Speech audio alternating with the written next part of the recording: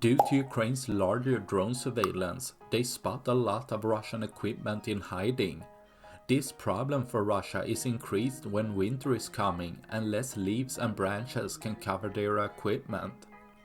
As a single drone can often destroy or at least damage an expensive system, these are taken out one after another. This also adds to the SAM system meant to defend against drone attacks, as seen with this Strela-10 going into hiding. As the system is meant to defend against air threats, it lacks any real armor, leaving each strike to cause massive damage, resulting in another destroyed SAM system, leaving one less for tomorrow. That's all I had for this video. Please like and subscribe for more. Thanks for watching. Bye.